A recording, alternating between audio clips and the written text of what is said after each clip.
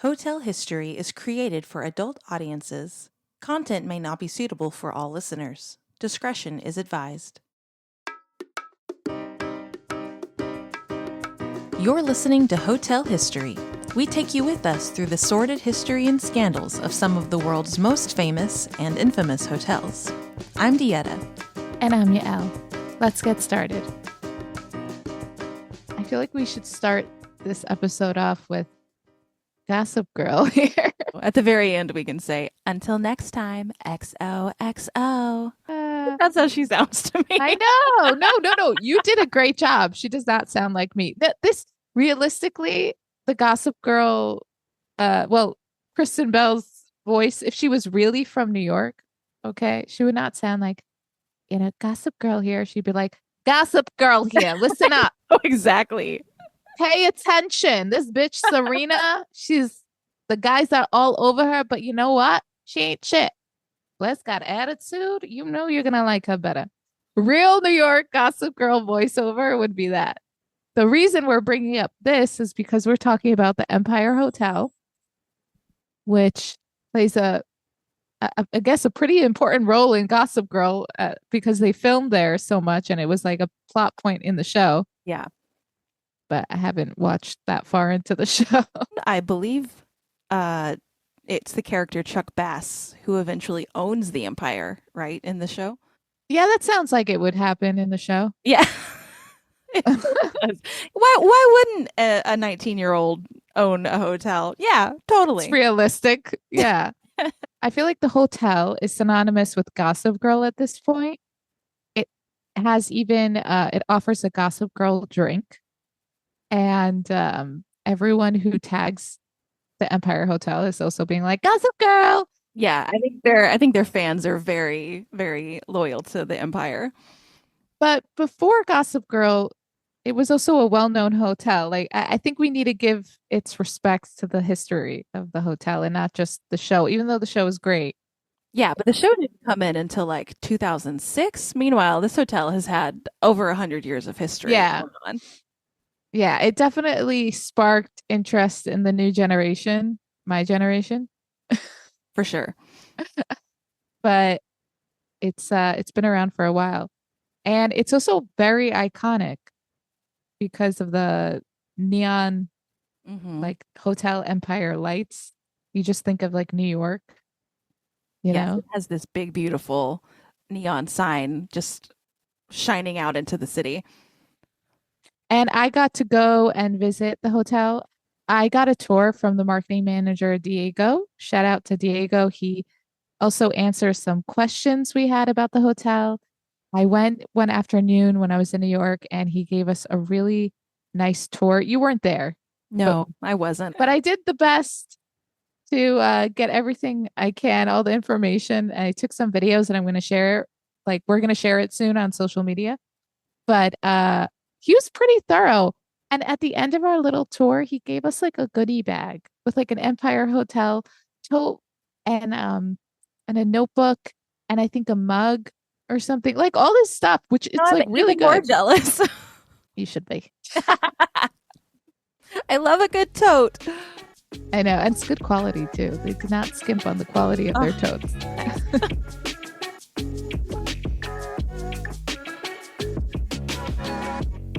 Well, the Empire was originally built around 1889 as a 7-story hotel, and it was named after the park across the street, which I guess was originally Empire Park, but is now Dante Park. And I saw an advertisement for it from 1902, and it was advertised as being absolutely fireproof, which I really loved because I think, didn't New York have a huge fire around that time? Oh yeah, the Great Fire triangle. The shirt triangle fire. Yeah, that was like very devastating. Yeah, and then I know, buildings back then were just fires waiting to happen most of the time. So I really love that this was like the very top of their advertisement. They're like, no, this building won't burn down. You'll be fine. Well, do you know just the triangle shirt fire? I'm not saying this right at all. But that fire, like I mean, it changed fire safety codes, I think, for the country because it was so bad. But something that I remember learning about it is that they were trapped in because they would lock the Yeah. doors because Yeah. they were like, you can't get out. You need to work, bitches. Awful, awful. So I think it's so interesting that on that side of the country, they're advertising that the building is fireproof. Meanwhile, on this side of the country, in California, remember the chateau was advertised as being earthquake proof. Oh, So the yeah. different natural disasters fall into the advertising. But maybe now they should be Yeah, maybe advertising now fireproof. they're gonna have to switch it up. I know. Oh, dark humor too soon. So this original hotel also advertised that they had orchestral concerts every evening, which I'm like, oh, that's fancy to have to pay an orchestra every single night. Wow. I know. And of course, moderate rates. But Herbert Dupuy bought the building in 1908 and envisioned something grander. The original structure stood until 1922 when Dupuy had it demolished so that he could rebuild what we now have as the Empire in its current form, which is a 15-story building. And that opened in 1923 on December 5th. Oh, okay. First of all, Dupuy, great last name. Great last name. The bullies would have had a great time with that. Yeah. That means just 2 years ago, the hotel celebrated its 100th Yeah. anniversary. Wow. Yes, and of course, and it had its iconic red sign from the opening of this 100-year-old building. So, oh, and also this is the sign that shines into Kramer's apartment in an episode of Seinfeld actually was inspired by the Empire's red light. Oh, really? Yeah. That's funny. Which I didn't even think about. I never really thought about how long the technology of neon signage has been around, but it was patented in 1910. So the sign has been neon since 1923. Oh, wow. That's a while. Yeah. Yeah. That's so interesting. Also, if people don't know New York, well, like Hmm. the landscape or whatever, it's it's the hotel is located on 63rd Street and Broadway and but it's right across the street from Lincoln Center. The hotel originally had three entrances. I don't know if it still does. Yael, you can tell me. The main entrance on 63rd Street facing Empire Park, now Dante Park. The ladies' entrance on Broadway, because of course we needed our own entrance for Hookers. second class citizen purposes. And the back entrance, I like that they call it the back entrance. That's the servants' entrance on Columbus Avenue. It was the first hotel in New York City to have an outdoor street cafe, which is very interesting because now those are everywhere. Very. I wonder if Dupuy was inspired by French cafes since he has a French last name. Yeah.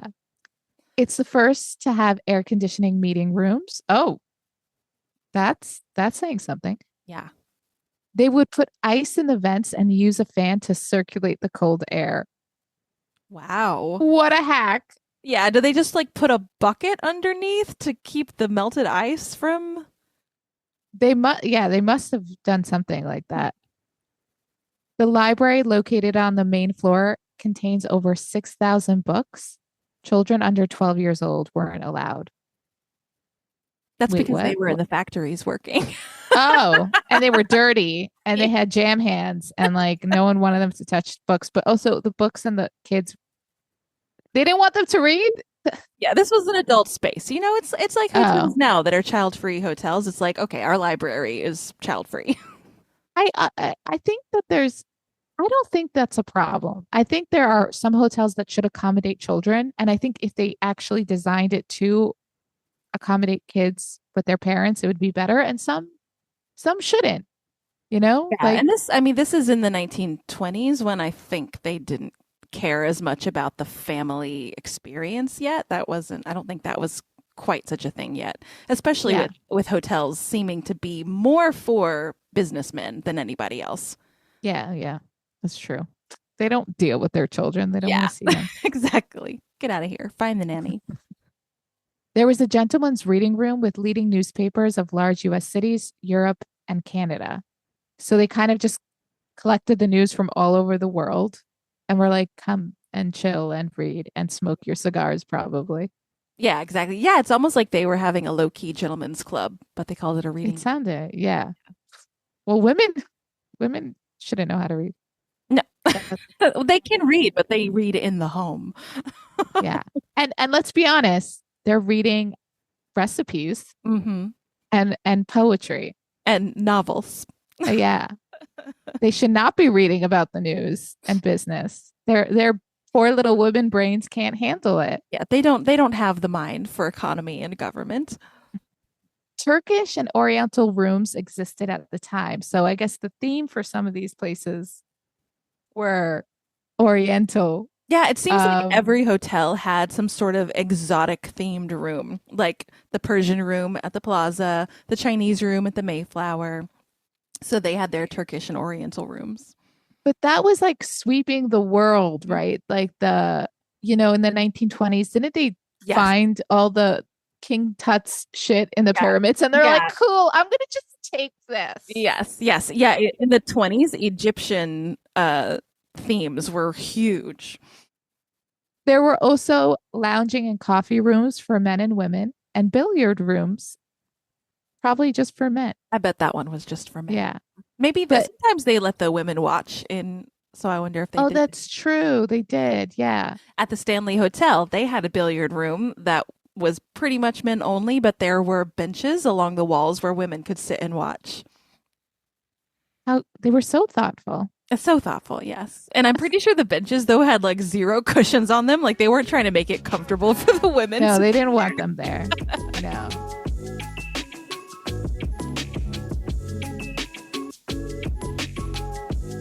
Some celebrities have stayed there over the year, which you can imagine is a lot of people. The Kardashians, Meryl Streep, apparently the whole uh, hockey team Like various members of the NHL. of the NHL. I was gonna say I'm trying to think of the hockey of New The York whole Rangers, hockey team. the whole hockey team, the whole Rangers, the Rangers. I think hockey is underrated in the US. Yeah, it's super fun. My brother goes to see the Dallas Stars all the time. Yeah, I've gone to like maybe two or three hockey games in my whole life. And in terms of sports, and I don't care for sports, hockey is one of my favorite to watch. First of all, there are just no rules. It just feels like there are no rules because these people will just keep going and going until someone loses a tooth, Yeah. and they're so aggressive.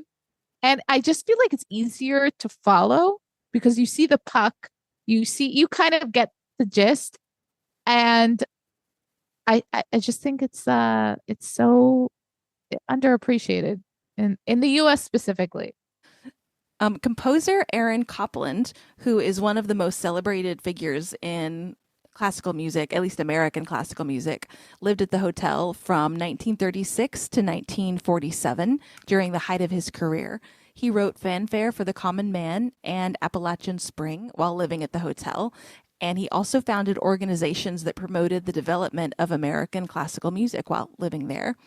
And of course, that means that West Side Story composer Leonard Bernstein was going to be hanging out in the hotel the whole time he lived there because Copland was his mentor and they shared a 50-year friendship.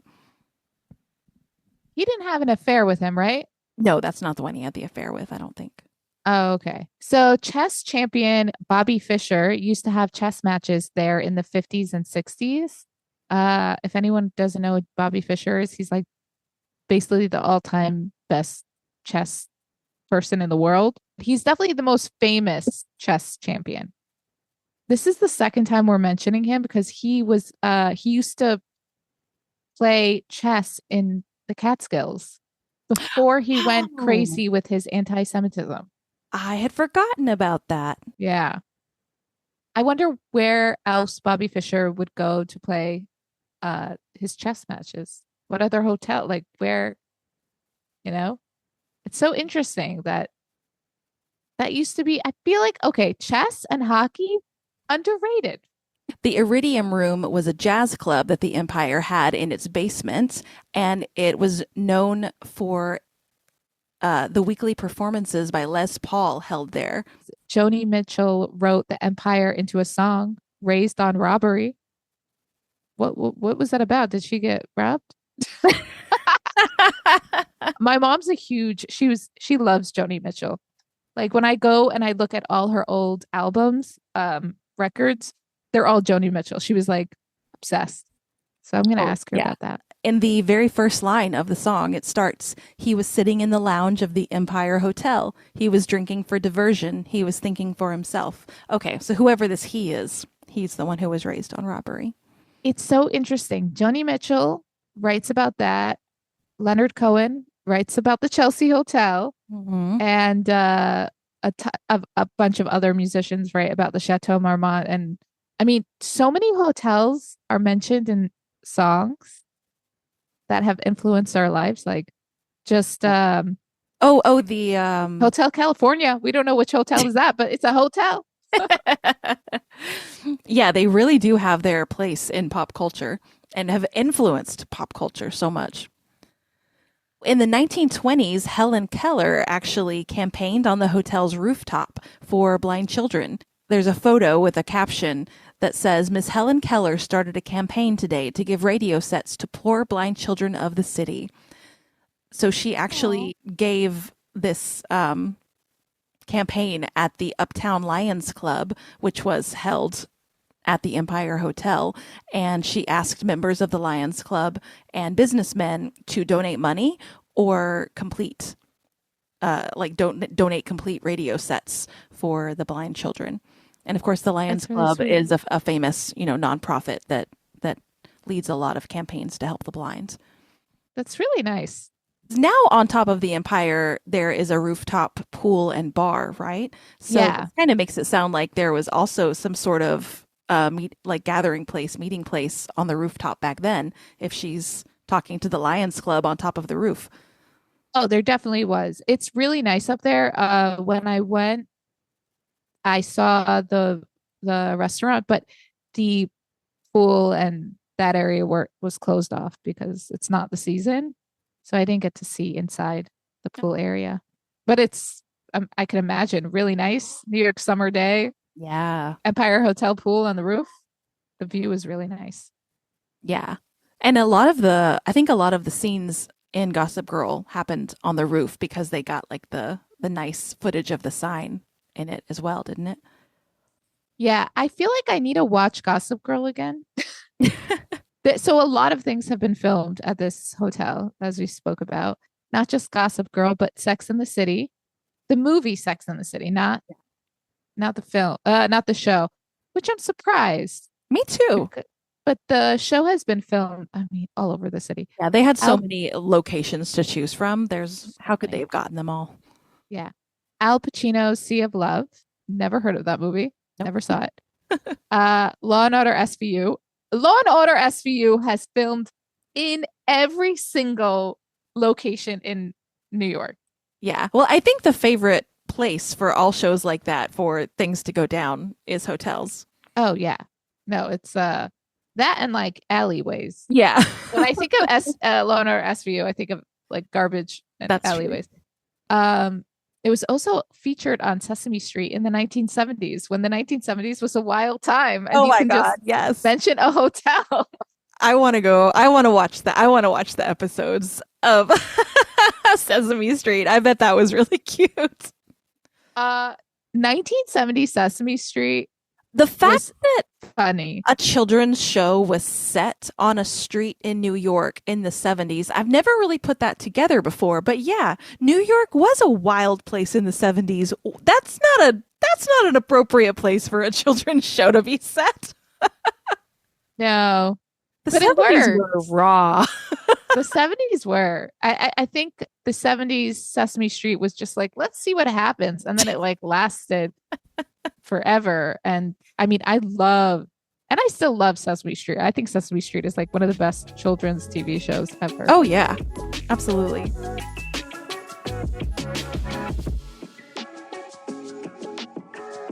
The main show that the Empire is known for is Gossip Girl. And it was used to film so many scenes there. And I think they stayed in the hotel while filming at some point.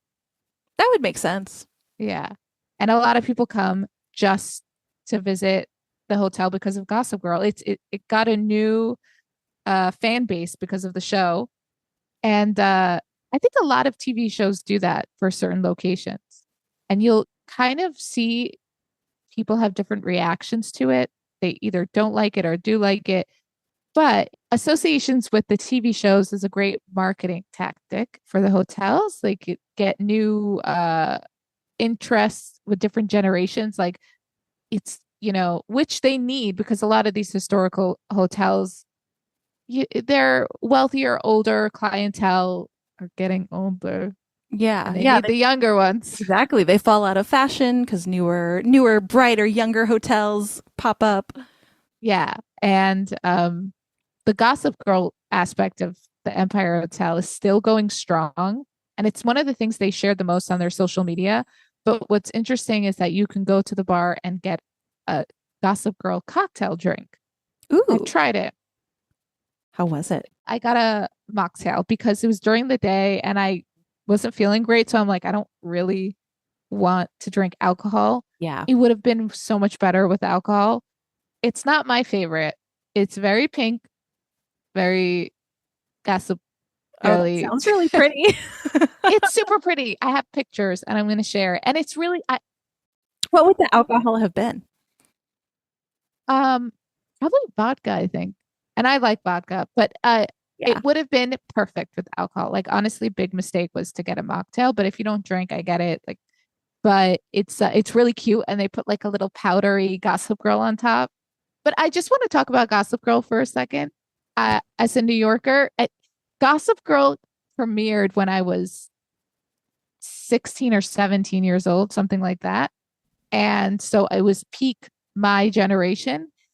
And at the time, I was interning for a independent fashion blog called Fashion Indie that no longer exists. I think it's something else now. It's one of the most crazy experiences I've ever had. It was so much fun. And what they did was they wanted to have a Gossip Girl viewing party. And so me and my friend got to go to this like viewing party. I wonder if it was, I don't remember where it was. I think it was at some hotel or some bar. We were 21. I don't even know how we got in, to be honest. Well, I mean, how did the Gossip Girl people get into their bars? They were drinking when they're like 17 years old in the scene. There was a time I was using my older sister's ID, but I think at this age, I didn't use anything. They just like let us in. I also have tested this theory when I was in high school. Like you go in with enough confidence and people are like, okay, sure. Which I don't understand because I looked like a child.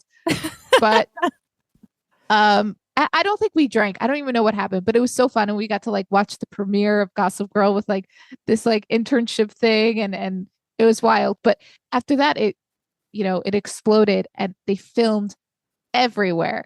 And I was like, I would always pass wherever they were filming because I would do a lot of internships in the city and all that stuff. So I'd always pass them. And then one day I was like, you know what? I want to go actually meet the cast and try to find out where they're filming. So I left school early or I like ditched school that day. I don't even remember. I think I just like ditched the last 2 classes I had, went and by myself because no one wanted to come with me because they're lame. And I took the train. I went to this like random place in Brooklyn they were filming, and I ended up meeting like almost the whole cast of Gossip Girl. Oh my God. Yeah. I met the mom, Blake Lively, Penn Badgley. He was moody. He was not so friendly. He's probably really friendly now. You never know because Blake Lively was really sweet. And Penn Badgley seemed a little bit like, but I feel like you have no idea what day you're coming. And another thing is that these people lived in Manhattan and they partied in Manhattan. So as I was getting older and actually going and hanging out in the bar scene, my friends we would bump into these actors. I had friends that would actually, I think, bumped into Ed Westwood, the guy who plays Chuck Bass. Yeah. Chuck Bass. And they like, I don't know, we're talking to him or something. Like you would see these people out I never got to meet Chase Crawford, who I had the biggest crush on. Every time I had the opportunity to see where they were filming, he was never there.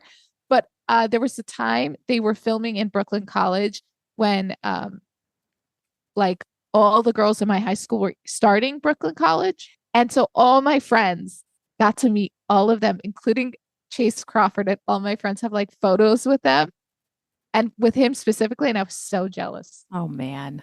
You tried so hard. I tried so hard. And then one time when I worked at a restaurant, this is the only interaction I've ever had with him. I worked at a restaurant as a hostess. He came in like incognito to pick up pizza. And I was like, oh my God, that's him. But I can't talk to him because he obviously is like incognito. And who the hell am I to talk to this person? And I was as close as I got to this man. Oh, at least you were respectful. I generally am always respectful because I don't know what to say to them. Yeah. I have to have an excuse. One time I got to meet Sarah Michelle Gellar on TRL because that was also New York is just fun as a teenager. I won't lie. We also ditched school to go on TRL, and she was there, and I waved her down. She's like, hi, and she's ready to have a conversation with me, and I'm like, hi. And I just turned away. I had no idea what to say to this. I'm like, I don't know what to say to you. Good job. So I decided after that, I'm never going to talk to celebrities again unless I have a reason to talk to them.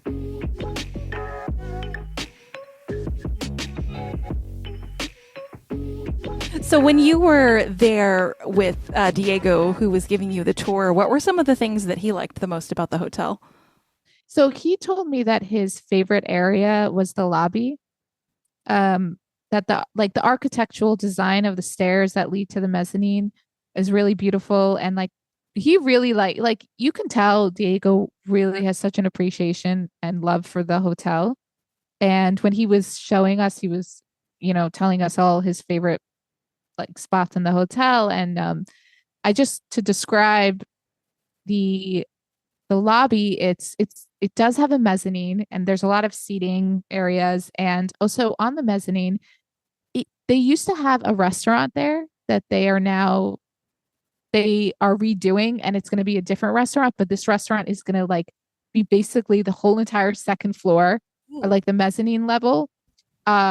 And we got to speak to, I don't know if it was the restaurant guy or someone else in the hotel or the construction guy, but they were telling us about it. We got to go in and like see the construction that's going on. It's going to be crazy and it sounds amazing, and definitely want to go back there and try the restaurant when it opens. But the hotel is beautiful. I have to say, the roof of the Empire Hotel is amazing. Like there's a reason why everyone goes there. It's so pretty. You could see the whole city really clearly. Man, next time, it's one of these times when I get to go to New York. When we go back, yeah, I want to try the restaurant. I would say the best time to go is the summer, and Diego agrees. He was like, yeah, the summer, you really get to experience the outdoor, the rooftop, and the sunset. And it's just like summer in New York is really nice. It can be hot and humid, sure, but there's also like, I feel that New York summers feel like you can do anything. It gives you this sense of freedom. I don't know how to explain it more than LA. The world is at your feet. The world is like anything can happen. Like you're walking the city streets and at summer and at night, especially, like you never want to go home and like want it to end. You just find it's like the whole world is open to you. And you can just feel it, like the energy shift in the city. And there's so many things to do. New York in the summer has a lot of things to do. New York is so fun in the summer. And I feel like the Empire Hotel kind of taps into that. And so I agree with him. Summer, best time of the year. The other question that we asked Diego was if he thought the Empire Hotel was haunted. He said he thinks it's haunted by Bart Bass. Oh, okay. Yeah, it's haunted by a fictional character. It's the best kind of haunting. I want to say thank you to Diego for giving me a tour and answering all our questions and just being open to us.